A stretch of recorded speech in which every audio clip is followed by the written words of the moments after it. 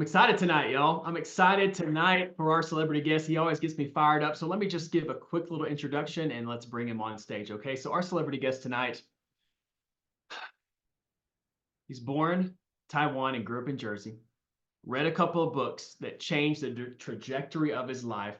Now he has hundreds of real estate units and he's making a big impact in the world. And I love it because he always ties all of his endeavors to something greater and bigger than himself. He's a world changer, ladies and gentlemen. And tonight we're going to be unpacking his story, which is super inspirational, unbelievably motivating, and he's going to show us and he's going to tell us how he is disrupting the private equity industry. So, ladies and gentlemen, without further ado, let's welcome to the Multifamily Freedom Chasers Activation Zoom, Alex Love Lee.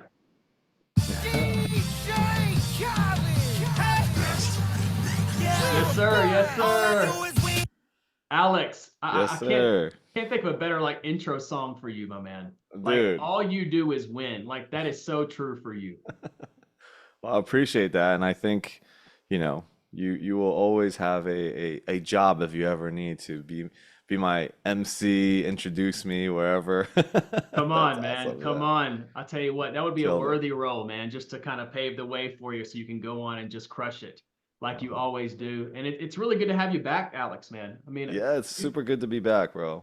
you've Good to been see you. a supporter of the Freedom Boys and the Freedom Chasers basically since day one. And so, I mean, you hold a special place just in our hearts, man, because that doesn't go unnoticed really ever since we started this thing. So really glad to have you back on. And we have a lot of new people that have joined the Freedom Chasers community who Nice. maybe this is their first time being exposed to you, or maybe they don't quite know you as well as we do. So, man, excited to just jump into things. Is that Yeah, cool? yeah, let's go. All I'm right, ready. let's rock and roll, man. Let's rock and roll. I think a good place to start and where we typically start with our Activation Zoom guest is, man, what was the context of your life?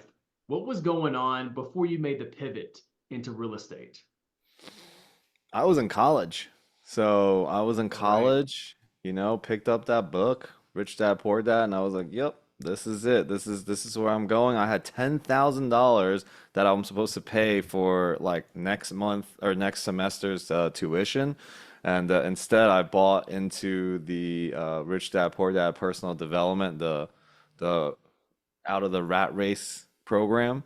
Mm-hmm. Um, and from there, I bought my first triplex. I was like, this is what I'm doing. And, and I visualized it. I wrote it down on paper. We created a whole blueprint, a plan of what I needed to buy. It wasn't a single family property. It wasn't a duplex. It wasn't a triplex.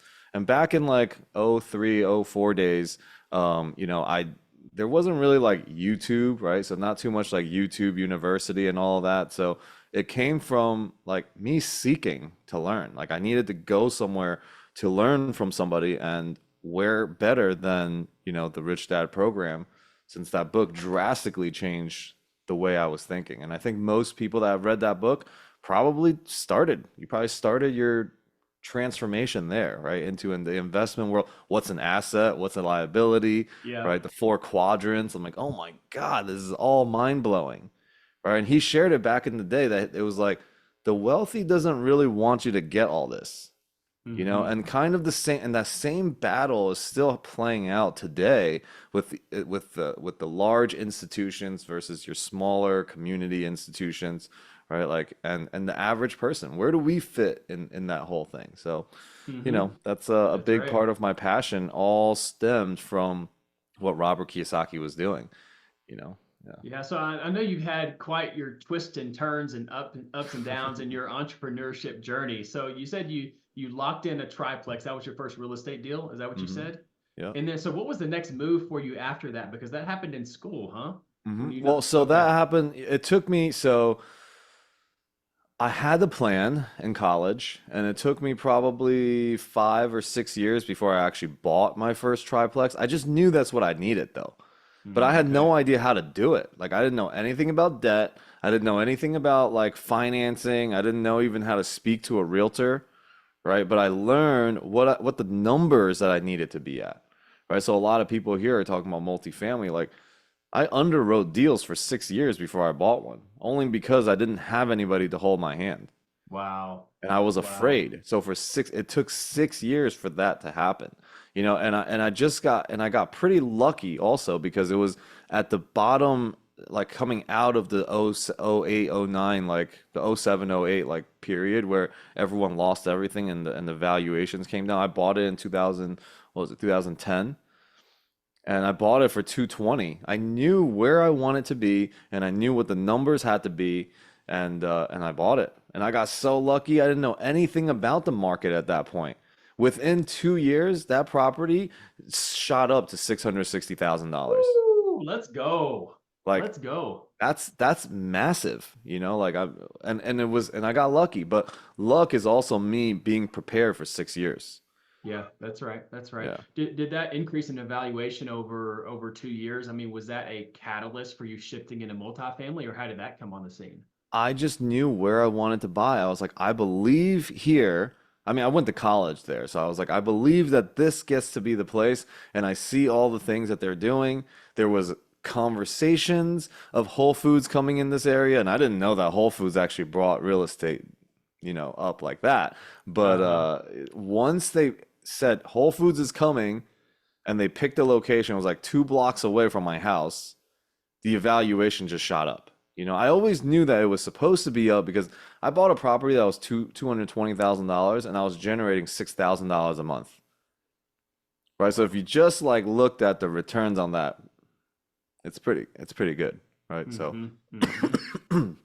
yeah. Outstanding. And so talk about your pivot into multifamily. I mean, what was the thought process there, Alex, and how was it breaking into that space for you? So before I even go there, probably needs to be more context of me. I eventually actually lost that house. You know, I Okay, lost yeah, the tell house us the because good, the bad, and the ugly, man. yeah, I mean, you know, you say you always win, but part of winning is also like learning from losing, right? Yeah. Learning from being at rock bottom. I was rock bottom. Like I don't think, I mean, there's probably if you're like, you know, if you're an addict and you're whatever, alcohol, drugs, maybe there's a bigger rock bottom. But financially, I was after what happened, you know, I'll share in a second here. I was rock bottom. I had a pity party for myself for like a year, you know, just blaming everybody for the reason why I lost things. So what happened there was I bought this triplex and you know increased in value in so much, and I had just learned about this cash out refinance.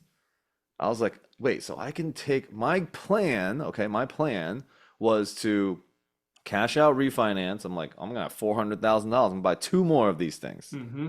you know. And so my plan was to just keep buying real estate. But instead, because I didn't have a mentor, I didn't have a community, I got sucked into, hey, there's a great opportunity on the college campus. Why don't you buy these two restaurants, right, in the center? And I didn't know anything about opening restaurants, but I did have $450,000. And so I went and opened two restaurants.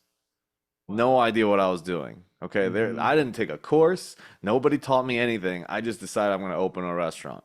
In the beginning, it was awesome because it's in the center of campus. People came. It was packed out all the time. I was pretty popular on campus, and every week I had like $30,000 in my pocket. And instead of doing real estate or having somebody keep me accountable on what I was doing, I just went to Atlantic City, bought tables. Of course, everybody came because I'm getting tables and I'm paying for it, right? So Mm-hmm. people came and I'm blowing $30,000 in like one night sometimes. Wow. You Wow. know, if you think about that, I mean, I didn't know what to do with all that cash. I was just like, this is just gonna keep happening, right? I don't, doesn't matter. And then comes end of the quarter, it's like, oh, now you have sales tax. You have to pay that. I'm like, wait, there's quarterly taxes I have to pay? And now I fall behind on that. Then I fall behind on our vendors. Then, you know, we're ordering less food and then we're not having the things that people want when they want Yeah. it. And so it just started to go downhill. And I held on to it for about 3.5 years. But by the end of that, I was working 17 hours a day. Okay. Just like trying to make ends meet. I couldn't even Wow. afford somebody at the register at one point. And there was times where I was doing the register and cooking on the flat top stove because my cook Come decided on, not to man. show up. Right? There's so many things that happens in that space that nobody taught me that how to be a business owner, Mm-hmm. right? I was a business operator. Yeah. So this is all part of the learning. I ended up just like, that's it. I'm done. I'm exhausted. I'm like face down on the ground all the time. There was months that I couldn't pay my electric bill, and in the winter time, my friend came in and was like, and I had to borrow money. By the end of this whole thing, I was 400K in debt between personal debt and like vendor debt and all of that. And my credit Wow. score was a 400. Wow. Like I couldn't pay off some of the credit card bills that I put on my own things. I settled. I didn't know what that even meant, right? Like I didn't have any guide. That's why it's so Hmm. important that you have this community. Like it's free that people can get information like this. Like how amazing. This did not exist. Zoom didn't exist back in the day.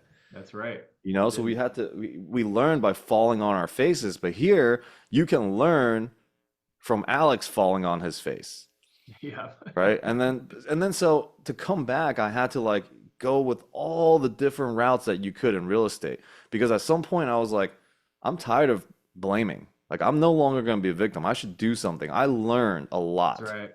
That's I right. had success in real estate, even though it was one thing, but a lot of learning went through it, thousands of hours of underwriting, and learning, and then the courage to buy a property, the Hmm. courage to say, yes, I'm putting my money down, I'm going for it.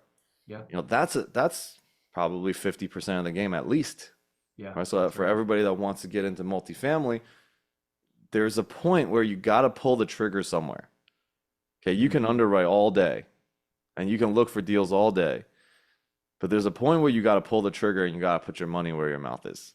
Right. That's good. So, That's anyways, really I good. did wholesale, I did lease options, I did midterm rental, short term. I did all the stuff in the single family residential space.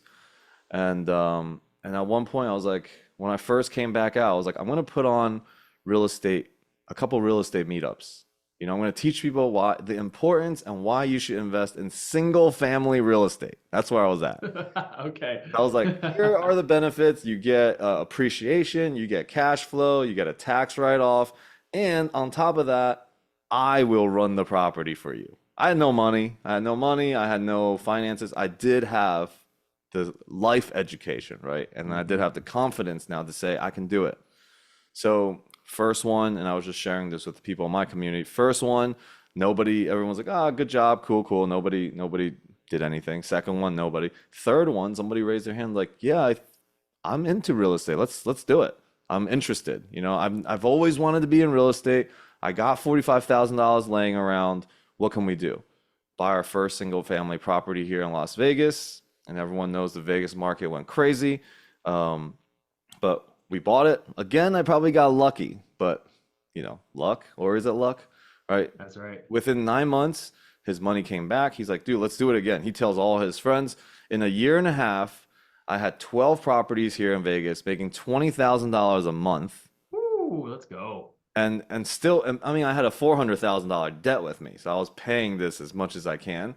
Yep. And I'm glad I did because I didn't know anything about bankruptcy or anything like that, which some people would have definitely taken that route because like, oh, 7 years it comes off. But it doesn't. Trust me, it doesn't really come off, especially Hmm. if you're trying to get lending now in the multifamily space. Um, but yeah, I decided, that oh my God, I'm financially free, 20,000 a month, right? And COVID hits, of course, all Airbnb stuff goes down. It came back Yep. pretty quickly, but I was like, whoa, that was very risky. That was scary, you know? Hmm. And then I Hmm. had this pen, and I was doing a lot of events, and people were like, "Oh, I want to invest with you. I want to invest with you." But 12 properties was all I could handle. I was full time on this thing. This is not passive income. It's Yeah, all I that's could right. handle. I couldn't buy another property. I just didn't have it in me. And there was about $700,000 or $800,000 that I knew wanted to come and invest. Okay. So I ended up at a Grant Cardone event. I met some of the people that I partnered with in the beginning. I joined the mastermind. Immediately, I was like, I need to find people I can work with. So I Hmm. invested in some deals first as a limited partner and didn't go anywhere in terms of becoming a general partner.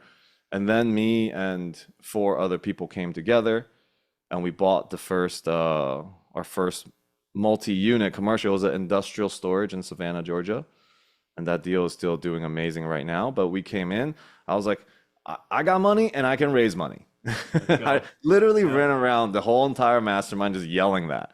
Like, short of walking around with a t-shirt that said that at the events, I basically Uh-huh. was like, I got money and I can raise money. So of course, everybody was like, oh yeah, let's bring Alex on board. So I ended up getting to choose who I wanted to work with, and we bought the property. I raised 1.2 million. I was like, oh, that's it. I don't think I got any more in me. They're like, oh, we have two more deals. Do you want to do that and raise that? I'm like, I got nothing left. And little did I know that that year I raised close to $10 million Woo, and got man. into like 700 units in my first year, right? But Let's go. what didn't happen by accident. I prepared myself. There was the failures, there Yeah. was the getting back on my feet, there was the confidence that I had to constantly step into, the courage to step into it, Yeah. and I Yeah. was all in. And so that's how I got into the multifamily space, and now, really just teaching people how to do it, but mostly how do you earn more money? Like I want to really focus on helping people earn more money through like referrals of loans, through referrals of AI, through referrals of CRMs and all the things that we offer in our community. We just want to be like, here, you can go and sell these. It's not like you're selling them, actually. They're needed in this space. You're going to provide Mm-hmm. value. If you go and network with people, dude, here's our offers. Like now we can lend on personal loans, business loans, DSCR loans, fix and flip loans, multifamily loans, bridge, private. We have all of that. And we have all these family offices behind us that I've just been working and building these relationships for the last 2 years. I love it. So I'm like, every time I meet them, I'm like, what's your buy box? What's your lend box? What's your lend box? What do you want to buy? What do you buy? And I just compiled this whole thing. And then I also got really lucky in my last deal. Again, luck. Is it? I got Is real it? lucky in my I don't last deal think that I so. met somebody who just invited me into his business, which is they do private lending. Now, they're very, very particular. They only worked with large institutions before. I put the idea of, hey, can we work with more other people? They don't have that whole system down of working with, smaller players yet, but at least I have a lend box, right? And that lend box, like if you brought me a loan that fit that lend box and we lend on that deal, you would make money, I would make money, my partner would make money too, right? Mm-hmm. And that could be really big. Like what's half a point of $100 million? It's $500,000. That's a big chunk of change, man. Like, so what would that look like for somebody, right? If you were able to say, hey, like, you want to make more money? Like, if you learn some of this stuff, right? Now you can make more money. And how much money do you need to invest to have the life that you want? Right? Yep. The entire game is about that. And then the end of the game, and I was just sharing with my community, the end of the game is giving back. Like our formula is very simple. It's learn more, earn more, save more, invest more, give more. Beautiful. That's like the Legends like 2.0 is going to come out with those five things as and the earn more part, right? The earn more part is super important. Let's Like I go. want people as a result of being around me to be able to earn more money. I love And it. then you're going to I learn love to it. invest. We're going to give you investment opportunities. You're going to get to become general partners. All that stuff is part of it. But everyone needs to earn more. I feel I've probably up to this point probably have about 170 people that have invested with me, and probably 85% of those people pulled like their last dollars to invest, Okay. and, Yeah. and I'm just like, it's great that they invested, but I don't want people to feel like that was everything, having Yeah. that sort of pressure. Like if they knew how to earn more money, then they would be able to invest way better and smarter. hmm Yeah. I So, agree, man. I agree. I mean, when you want somebody to invest with you, the ideal situation is that invested, that capital that's deployed, it allows them to sleep better at night versus if it's kind of scraping the bottom of the barrel, it could be an additional stressor yeah, in their life, exactly. regardless of how solid the deal is and how risk adjusted the deal is. And Hmm. we're here to bring peace into people's life, and some sort of financial stability in this chaotic world where it's hard to find stability really anywhere. So Yeah. I hear you on that, man. I hear you. And I want to unpack here just in a few minutes, even more so like Let's what you do it. got going on Let's do it. right now. But there's a couple of things I wanted to cross and unpack before we get there, Alex. I'm curious, man. about your trip to Peru. I see, I see your action there on Instagram, and I know Okay. it just wasn't a vacation. I know it just wasn't a vacation, but I wanted to bring that up because that wasn't, from what I understand, that was an intentional trip for you. Now, I know that we all can't go to Peru, as much as we would love to right now. Say in the Zoom and let's jump on a plane and meet you in Peru. Let's But go. what the reason I wanted to bring that up was because tell us the reason why you took that trip. And I'm sure you did some intentional exercises or went through some intentional processes. I don't know what exactly that is, man, but I know you're an intentional human being and always like aligning what you do with your bigger purpose. Hmm. So some of your experiences in Peru, how can they apply to us and how should we apply that in a daily basis just to level up our lives, man, both our investing lives, our family lives, our every life, every aspect of life, both personally and professionally. Yeah. So there is an aspect. So everything I do, real estate, it's all very surface. It's on the surface level.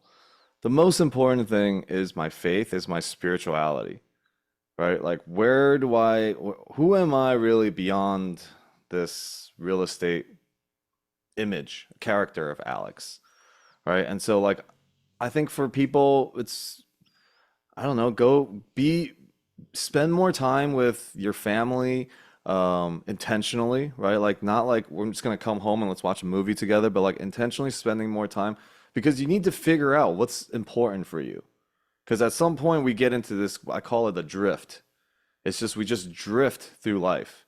And it's Mhm. like, this is just what I do. I just do this. And then I come home and I say, hey, and there's no like heart in everything. Like everything is a duty, Yeah. right? Everything becomes a duty and we get disconnected to our like soul, to our heart.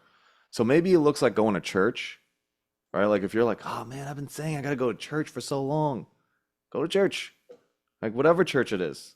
And then, spending intentional time with family members, right? Like visit niece, nephew, sister, brother. Like how many, how, like, sometimes I'm like, it's been 5 months since I saw my mom, and those are the things that are really important. And when you're connected to what's really important to you, then everything you do serves a purpose.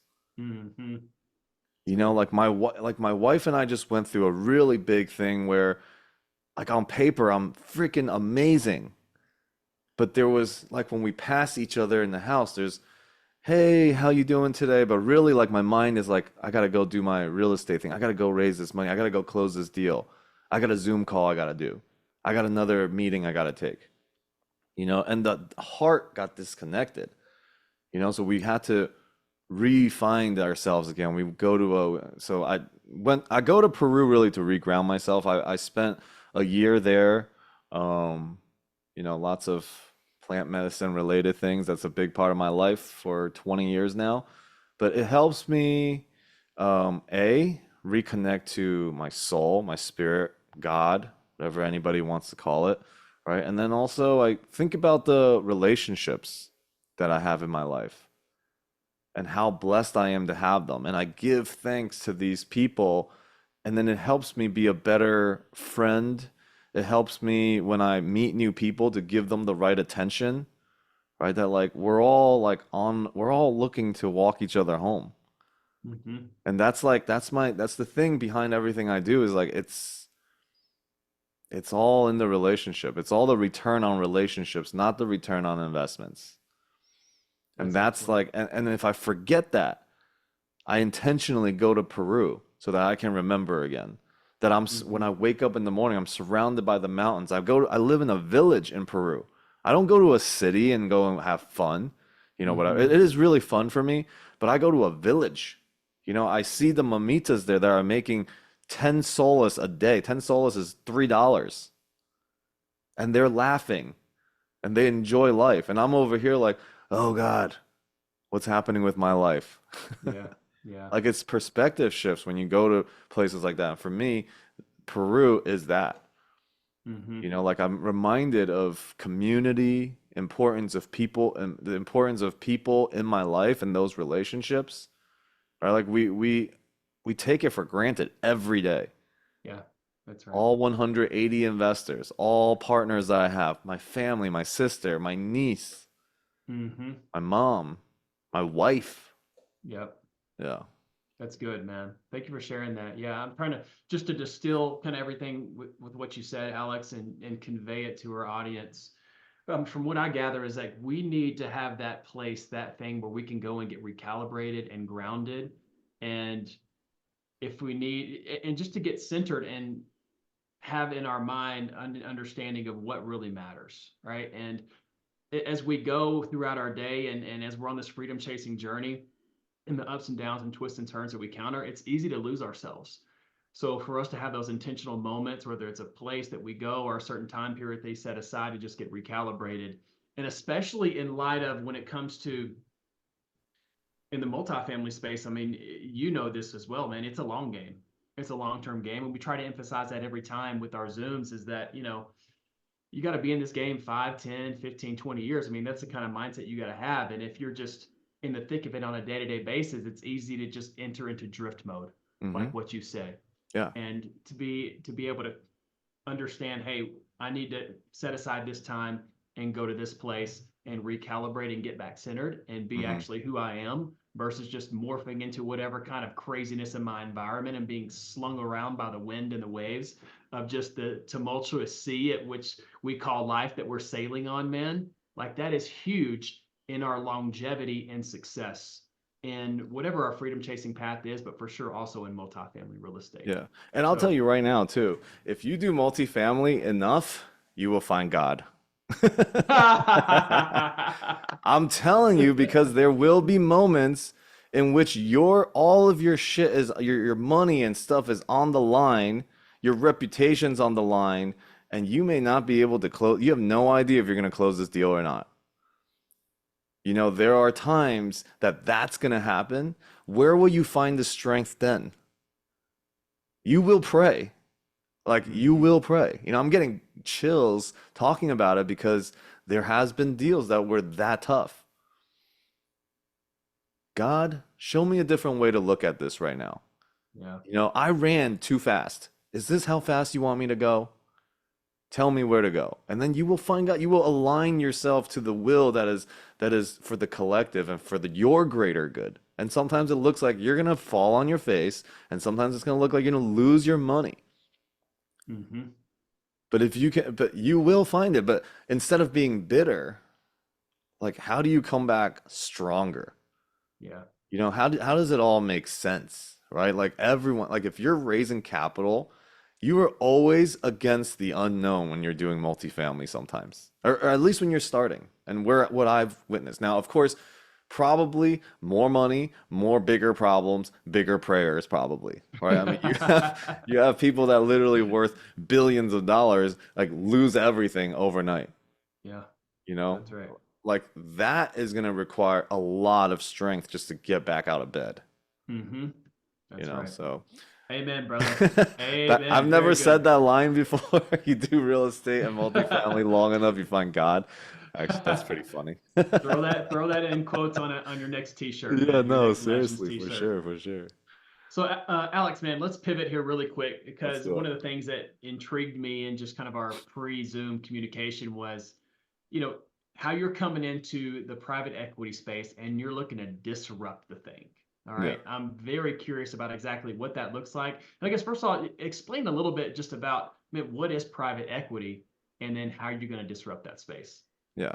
So really private equities for the top 0.1% of the players, right? They play with each other and they actually create rules. Okay, so that's why you got this accredited and non-accredited, all this nonsense out there. And the non-accredited is for people like you just get the shit end of all the deals, right? They make all the rules that a non-accredited 506B deal, if you guys understand what that is, 506B type of deals is for non-accredited. You can't advertise it. It's got to be friends and family. You can Yep. only have 35. It's like, what size deal can you really do when you have 35 non-accredited investors? So non-accredited being like they make less than $200,000 a year. They don't have $1 million net worth, excluding their home. You can look up the definitions of all that. And they're actually going to now raise the bar on that. Man, I know they were talking about that, Alex. Is that going to be official here pretty soon? Probably with inflation, they're gonna do Yeah. that because people are gonna be making more money. They're like, oh well, we got to keep the game to ourselves. So Yeah. private equity in that space, and when I'm talking about the large institutional private equity.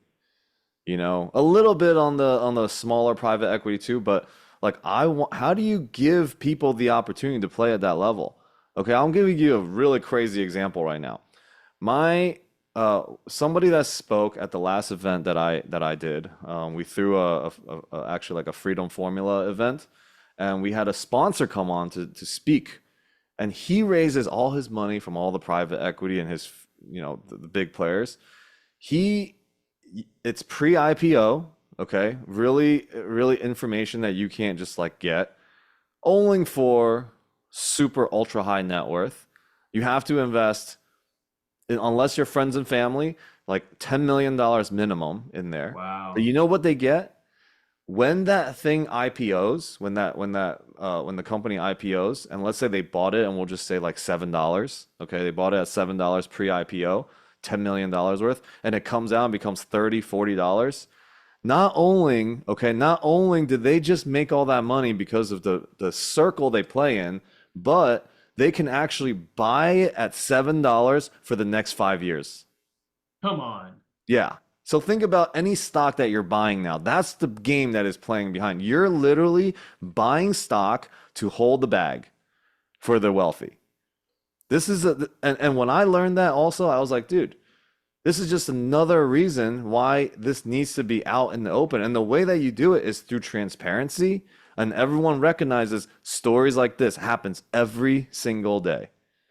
His average returns for those people, 30x. 30x. Goodness gracious. He's IPO'd 4 companies, and it's 30x for the average like big investors that come in. Now, what's Wow. the returns for somebody that buys it later? It's insane. We're gonna get nothing. If we're lucky, we get, to double our, if the stocks double, if we come in at 30 and it goes to 60, oh yeah, we doubled our money, and now Yeah. we're gonna be taxed That's heavily right. on it. That's right. Right? So like this game is set up so unfair. And then we have to deal with, this is the story that actually got me.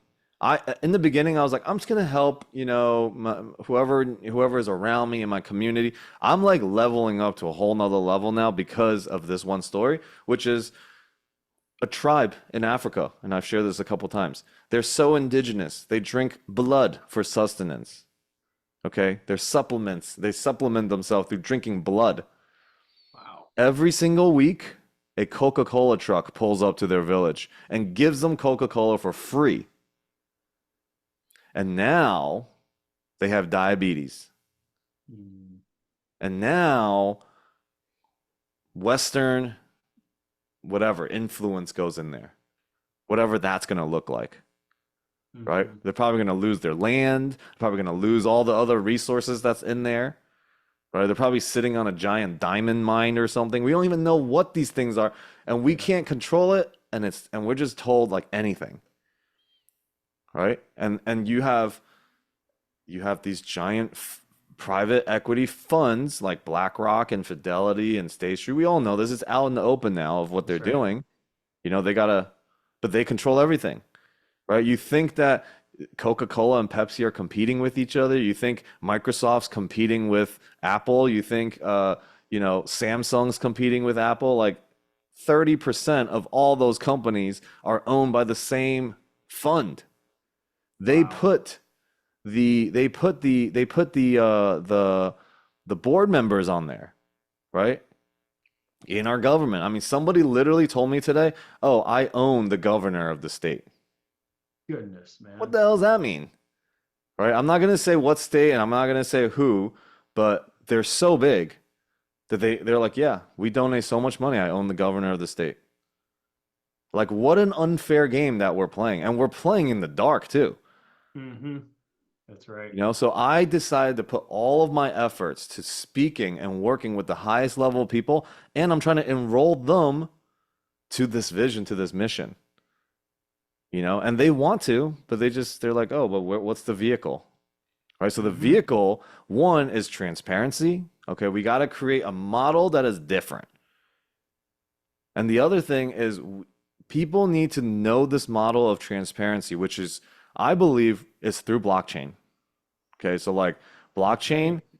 public record, every transaction, Mm-hmm. every contract recorded, public record. If Mm-hmm. Wall Street and BlackRock were to do that, the whole world would change overnight. But there will be a whole bunch of resistances, a whole bunch of smoke screens. You guys are gonna, oh man, it's Ukraine. Oh man, it's Israel. Oh man, it's this. It's Bitcoin going up and then coming down. Like all sorts of smoke screens to not have you even ask that question, Yep. That's right? So right. if we can create something in that space, so like moving forward, like I we're gonna be doing a lot of tokenization of our portfolios. What do you mean by that, Alex? So it's going to be on blockchain. Everything we do will be on blockchain. And now a high schooler could come out of high school and invest $500 into a hotel deal, into a class A deal, and they can actually move around their coin into different things. So we're actually developing the technology right now. I was told not to share any of this stuff. It's top secret until it's out. But Mm-hmm. this is the direction where I'm headed. I want people to know it's not even the product, it's the intention of what we're trying to do, I love right? that. One or two things I want to have happen. We're going to build something so big, so cool and so big that BlackRock says, "All right, your model is actually more profitable." Okay, keeping people sick and having them buy these medications and be subsidized by the government, that's actually not the most profitable way. The most profitable way is to empower people, have them thrive, and actually we make more money. Mm-hmm. Right? So there's a model that works like that, but it's gonna come from each one of us making an individual decision of where do we vote with our dollars? Where are we going to invest? What we're going to put our energy behind? What communities? What are we going to be talking about in the communities? Mm-hmm. Right? So, like for example, right now you have J.P. Morgan Chase. J.P. Morgan is the largest institutional bank out there right now. Probably they put the people in the Federal Reserve on the board, right? And BlackRock probably owns them. I don't know. But they Probably. own 3.4 trillion. Actually, BlackRock's bigger than JP Morgan. JP Morgan's probably a small thing in there. JP Morgan owns 3.4 trillion dollars of assets. Every single community bank and regional bank in the country, which is about 7,500 to 10,000 small banks, together own 3.4 trillion dollars. Wow. Okay. There's balance still, right? There's kind of balance. But with what's going on in the market today, and if you just watch what's going to happen, you have every community bank and small bank stressed. They're stressed. They got to raise capital or they got to just really decrease the volume of their lending. What happens when they can't lend? A community bank I was just sharing, Pueblo, Colorado. No, Yep. JP Morgan's not over there. Chase not over there. They're dealing with the major cities and major markets. And you got Mm-hmm. all the community banks supporting communities, and they now have no funding. That's right. Businesses will go out, real estate Mm-hmm. deals are going to be defaulted on, and what's going to happen is you're going to have JP Morgan come in and say, "Yeah, we'll acquire this bank. We'll acquire that bank. We'll take this one. We'll take that one." Right? I mean, even when BlackRock was giving back all of their office buildings and hotels, like it was such a big deal in the news. Like, oh my God, our country's going in this direction because even BlackRock's defaulting. Do you think they're defaulting like because they like by accident because they were making bad investments? It's on purpose. Hmm. And if you just follow it, who took that property back? And I'm going a little bit into conspiracy, but just bear with me, right? Like Yeah. ask like, okay, if we just followed it, what happens, right? Who took that office building back? And then where is that bank now? Does BlackRock own that bank now and own all the loans that are in there? Wow. Mm-hmm. That's exactly what's going to happen. If you think about just like from a very macro level, you have the government you have the Federal Reserve and you have banks. Okay, you think they want 10,000 people sitting at the table making decisions and laws? No, they No, they're don't. like, okay, you guys go out and do all your things, lend to all the commercial people, and all the community banks, smaller banks, their biggest assets are commercial real estate. There is no accident why commercial real estate is going to take the biggest hit, Wow. right? Because that is how you crush these banks. Their largest asset class in their portfolio becomes the defaulting thing that's going to take them out. Yeah. And then the big banks are Wow. like, yeah, we didn't have time or capacity to go build up the infrastructure of the banks, but you guys did it for us. And now we'll absorb you, right? Something like that. Mm-hmm. So this has been the ongoing battle from the beginning of time is is the government or is the bank gonna own too much, have too much power, right? It's always Mm-hmm. people trying to be free versus a collective, like let's bring it all together, one world, one economy, right? So and that's just going to be the ongoing battle forever. And then the question becomes, if you can recognize what's going on, how do I get a piece of this? How do I not only get a piece of moving in the right direction, right? So like I'm following what's going on so I can know what's the best time for me to step in, not of all the smokescreen of things they're telling you, but can I look beyond to follow the trail of money of what are the biggest players doing, knowing what to follow, one. And two, can I do something that is going to be impactful versus just returns on money? I believe if the model is impact first, it is way more profitable than profit first. That's good. That's just what I That's good. believe. Now, there's lots of evidence out there, but every single company has shareholders. Every single person thinks in terms of like individual, I need the highest returns for myself. Not even like what is best for the community, what is best for, this building that I just bought for the people that are living there. Instead, Right. the focus is how much can I increase in rent? If you make an impact, you can increase rent no problem. But if you just go in thinking I'm just going to raise rents, people are just going to end up leaving. And then now your largest expense is turnovers. And it's Yeah. just now you don't get what you want because you focus profit first, Mm-hmm. right? Impact first. Like we just bought a property in Las Vegas and literally, yes, increasing rents is important. But our number one thing is how's the culture in there? How are people? Do people like you? We ask our property manager, "What do people like you? What are you doing?" She's throwing like ice cream parties to get to know them. She's like one-on-one speaking with them. Like we give them a lot of voice.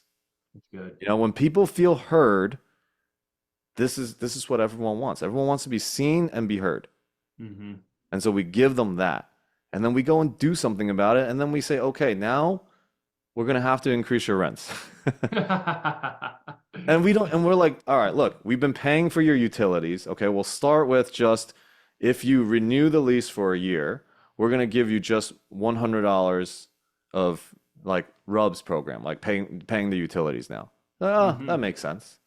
But if Yeah. you don't sign it now, and come July and August, rents are gonna go up to the market rent. It's gonna be 1150. It's gonna be 1200. Like we're giving you an opportunity. We really want the community to be happy living there so that it's not a problem for us. And that now becomes, see, if you look at these two scenarios, it's very clear to see, wow, yeah, impact first. Yeah. Totally, man. And then can we identify that in ourselves on a daily basis when we choose profit first, when we start thinking about profit first? Before we talk to somebody, like, am I thinking about profit first? Am I going to attack somebody because I'm thinking profit first? Mm-hmm.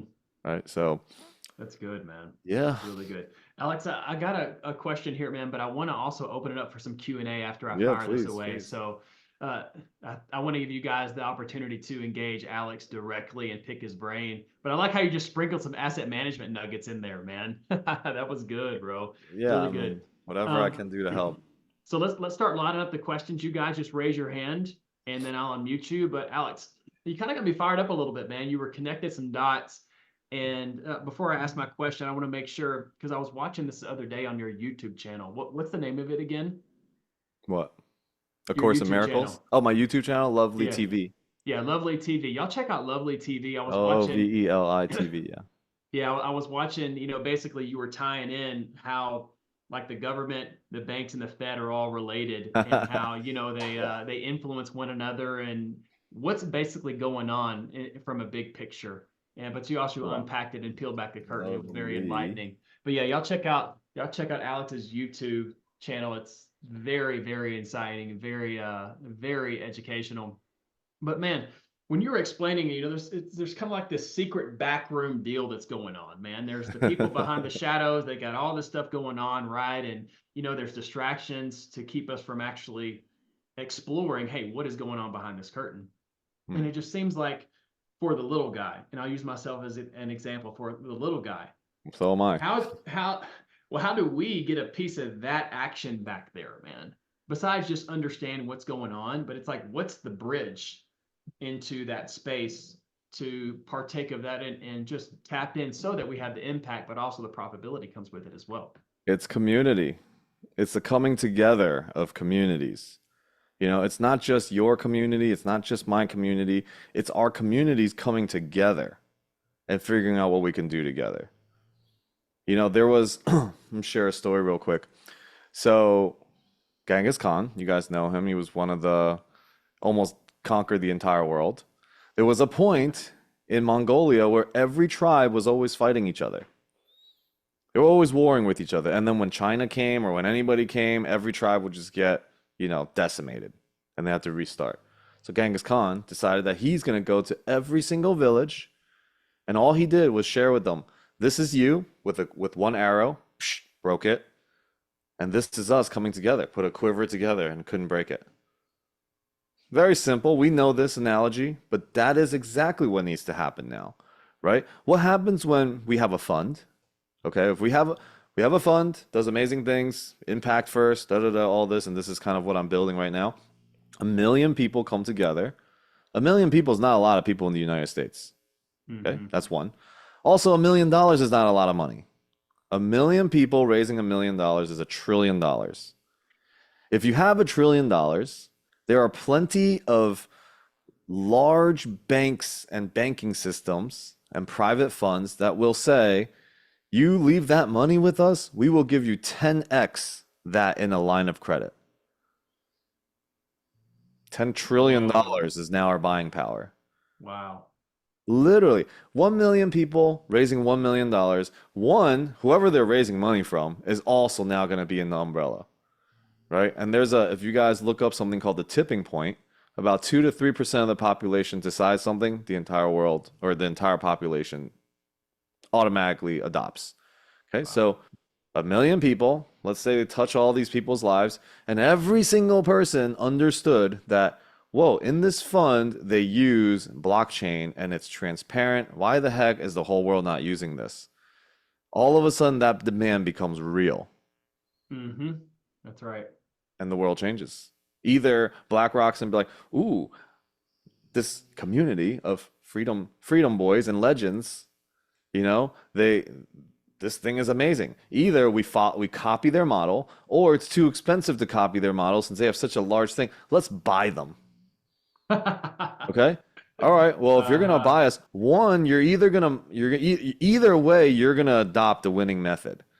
So we will come from inside to heal the system, or they just copy our system. Either way, it's a win.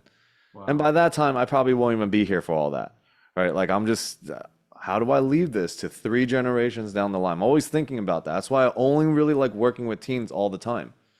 My end goal is a nonprofit venture fund that is partnering, mentoring, and providing a safe place for teens that are aging out of foster homes and kids that are rescued from human trafficking.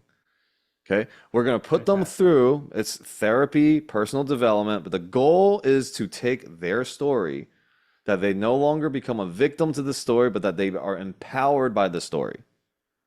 Right. And when they're empowered by the story, they're like, I went through all that stuff so that I can change the world. Mm-hmm. Their conviction will be way more than if we were just spoon-fed things, right? So they're gonna come up now. Now we're gonna have mentors, CEOs, CFOs, founders that have exited 9, 10 figures. Be their mentors. What is the product? What is the problem you want to solve? Finally, they take, they learn product market fit. They learn how to take a product to market. Then our nonprofit venture fund that all of our other master funds are feeding into will fund them. Nice, the tipping point. Yeah. So that will fund their project so they have the right story, the right mentors, and the right funding to take a product or a service to market. The chances of them becoming successful is going to be huge. Yep, People are going to that's right. fall in love with them because of their story and that the comeback story, they're thriving. And Hmm. then what do you think they're going to do once they become successful?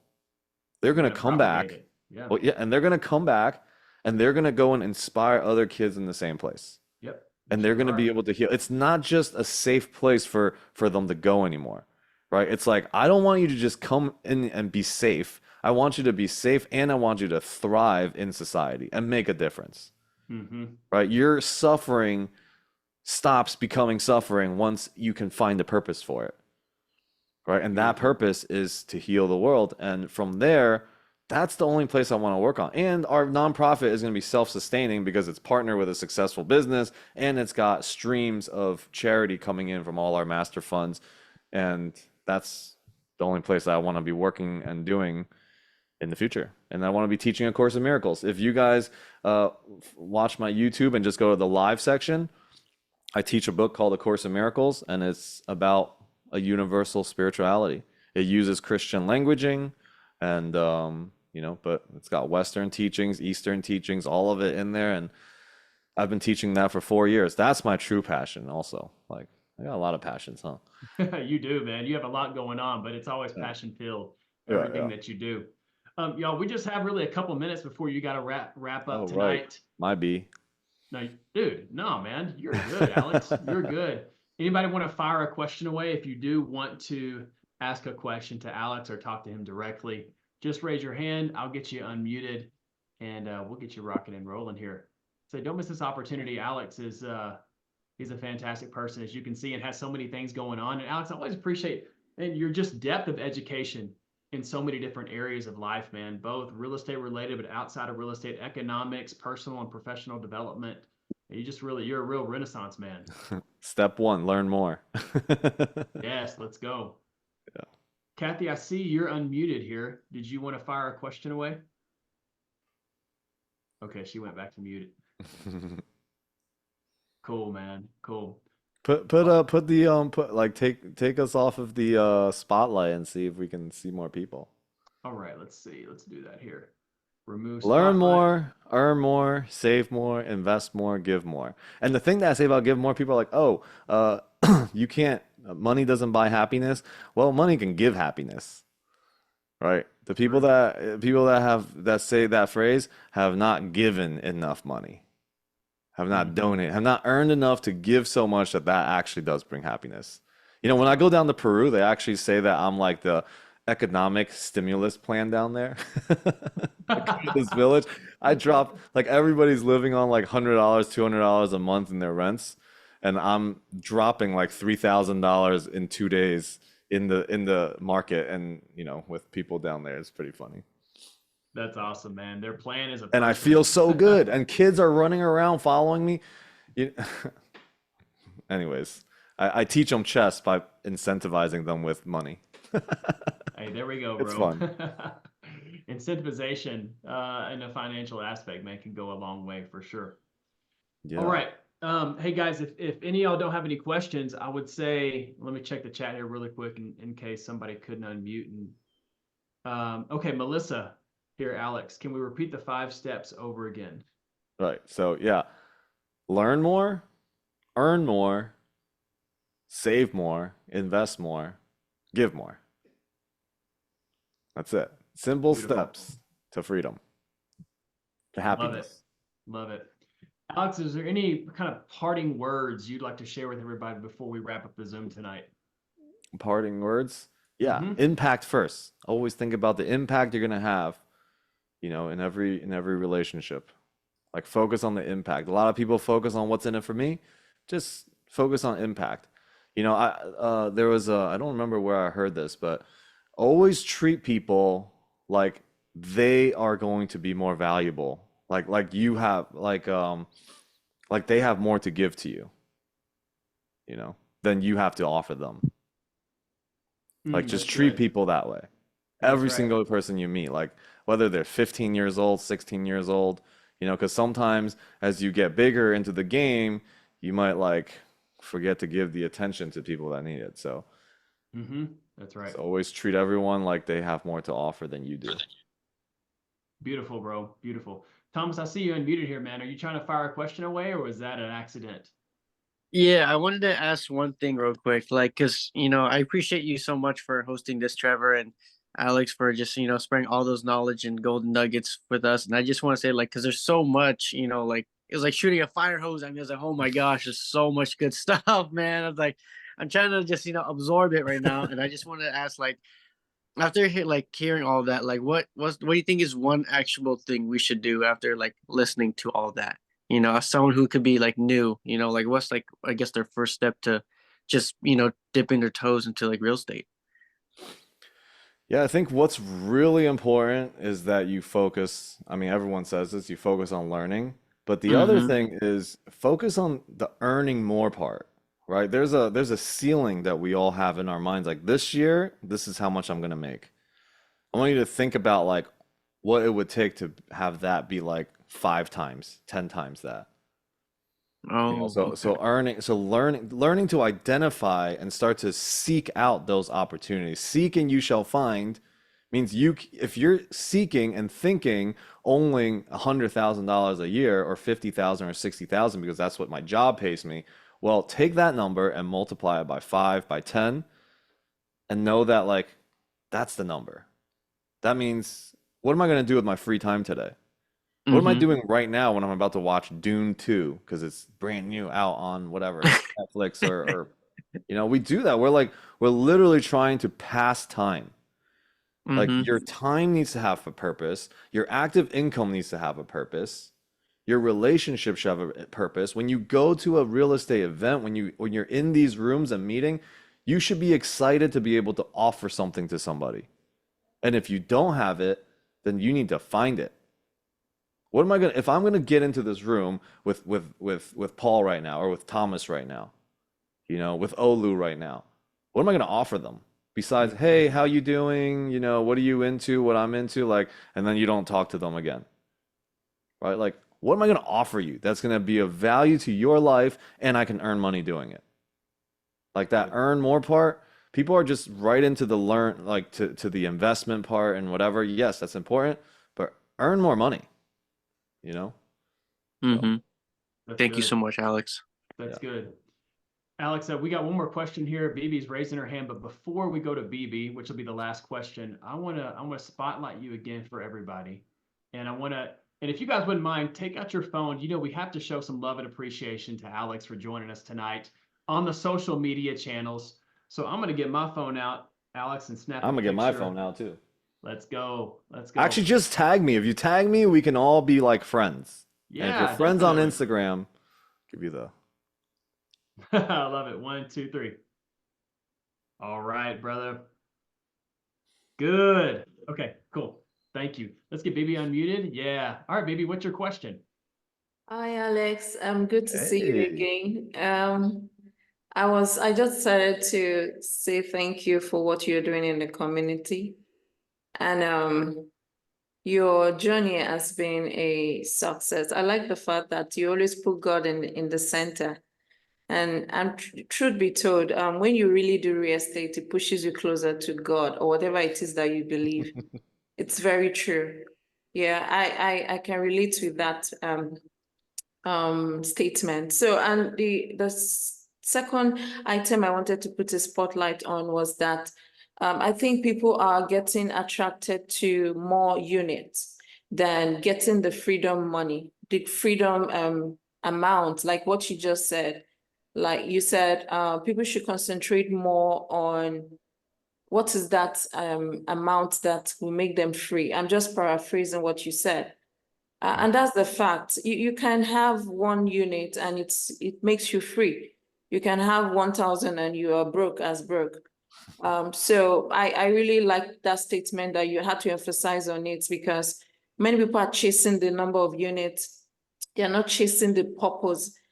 What the purpose is to be financially free. What is your freedom money? You know, like this is a multifamily freedom chaser. So what is that freedom money to you?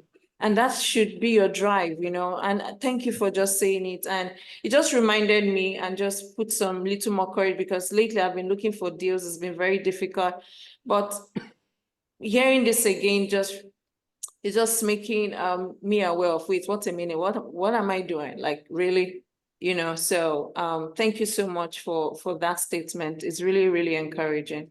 Yeah, thank you. Thank you so much too. Yes, more units is great, but it's also a lot more headaches also, right? More headaches with more investors, more tenants to deal with, you know, property management company. However, one thing that you did bring up just real quick, Trevor, is that financial freedom number, right? Like I share with my community too. It's like people think it's $5,000 a month. That's my financial freedom number. It's $60,000. That's my financial freedom number for the year. But it's actually, if you take a conservative number of cash returns, so like let's just say 5%, right? If I want financial freedom, I can take my money, put it into a high earning interest account and earn 5%. How much would I need to put in there in order to get 60,000 a year, right? So it's kind of like what we do underwriting for real estate deals. You take that 60,000, you divide it by 0.05, and you're going to realize, wow, I need to put $1.2 million in there in order to have financial freedom. That number should be edged into your phone, should be on a piece of paper, on the mirror when you're brushing your teeth, should be everywhere so that it's implemented into your head. So you're always looking for opportunities and you're reminded that when you waste time, you're going further away from that number, you know? Mm-hmm. Yeah. That's good. That's good. That's a nice cherry on top there, Alex. Yeah. Thanks. Outstanding. Man, we appreciate you being with us. And is there anything that we can do for you besides blast out and show our appreciation on the social media channels, man? Yeah, actually, if you guys can, so this is just funny, if you guys can actually take that quote and then tag me on Instagram on the story of like, wait, what did I say? If you do multifamily long enough, you'll find God. That's so good, man. So Yes. just put that quote and then maybe a picture of this and then tag me so that we can be friends as well. So that it's a cool, you know, it's a great post. It will bring attention and we now come together. Outstanding. Thank you, Alex. We appreciate you. Y'all, let's give some thumbs up to Alex or some, I don't know, man. Some, To everyone else being here. happy hands. Great. There's some hearts. Yeah. We appreciate you so much.